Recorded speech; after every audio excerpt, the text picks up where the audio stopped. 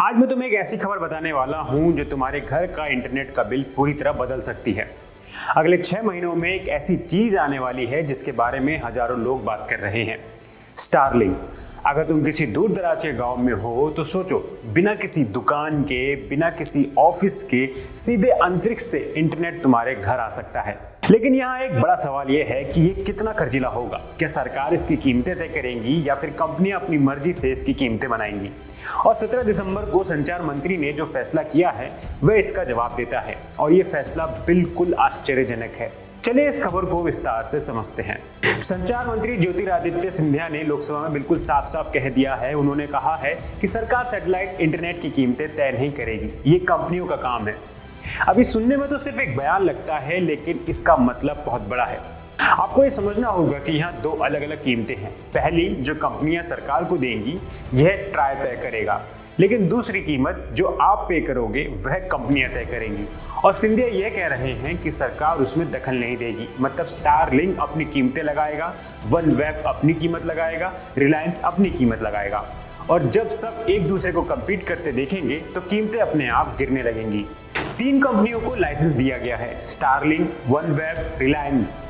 रिलायंस का जियो सैसी अभी उन्हें सुरक्षा की मंजूरी लेनी है और फिर स्पेक्ट्रम के लिए अपनी कीमतें फाइनलाइज करनी है। लेकिन जैसे ही वह हो जाएगा 2026 के शुरुआत में ये कंपनियां अपनी सेवा शुरू कर सकती हैं।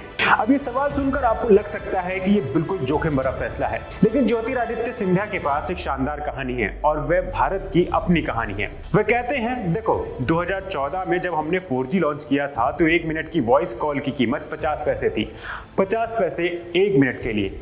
आज 2025 में वही कॉल 3 पैसे में हो गई है, 97% की गिरावट। और डेटा तो और भी खतरनाक हो गया है। मतलब 1 GB डेटा जो 2014 में 287 रुपए में मिल रहा था वह अब सिर्फ 9 रुपए में मिलता है। जानते हो दुनिया में 1 GB डेटा की औसत कीमत है 200 रुपए के आसपास और भारत में 9 रुपए, यानी हम विश्व औसत का सिर्फ 5% देते हैं। ये कैसे हुआ? प्रतियोगिता। जब कई कंपनियां एक दूसरे से कम्पीट करती हैं तो वह खुद ब खुद कीमतें गिरा देती हैं, और सिंधिया यही सोच रहे हैं कि सैटेलाइट इंटरनेट में भी अगर 3 कंपनियां आएंगी, कम्पीट करेंगी तो कीमतें खुद गिरेंगी।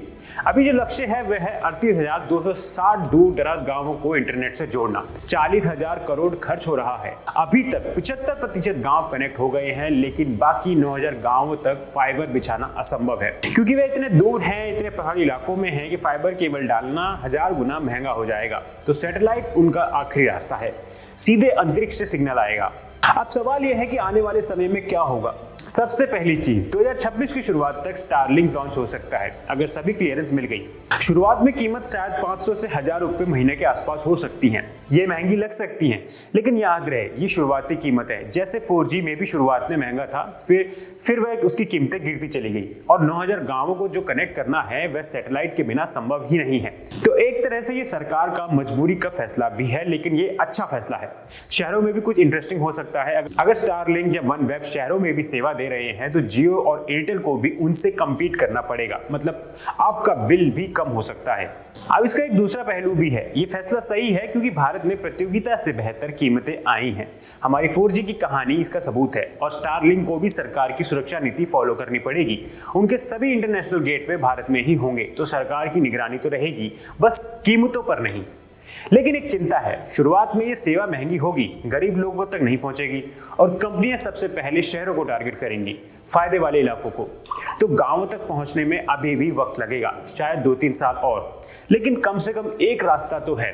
अगर 3 कंपनियां सच में भारत में काम करने लगी और एक दूसरे से कम्पीट करने लगी तो कीमतें निश्चित रूप से गिरेंगी।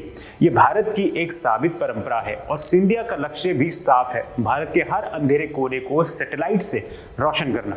तो अब मुझे 3 सवाल पूछने हैं आपसे, और मैं चाहता हूं कि आप नीचे कमेंट में जवाब दो।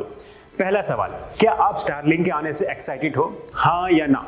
नीचे जवाब कमेंट सेक्शन में जरूर देना।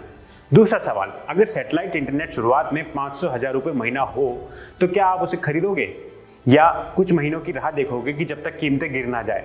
तीसरा और सबसे महत्वपूर्ण सवाल, क्या आपके इलाके में अभी भी प्रॉपर ब्रॉडबैंड या हाई स्पीड इंटरनेट नहीं है? अगर हाँ, तो ये खबर आपके लिए कितनी इंपॉर्टेंट है, नीचे कमेंट करो।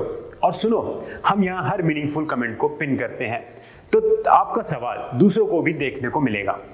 और एक और बात, अगर आप स्टारलिंक के लॉन्च से पहले ही सब कुछ जानना चाहते हो तो इस चैनल को सब्सक्राइब करो और नोटिफिकेशन बेल को दबा दो, वरना बाकी सब तो जान जाएंगे, आप अकेले रह जाओगे।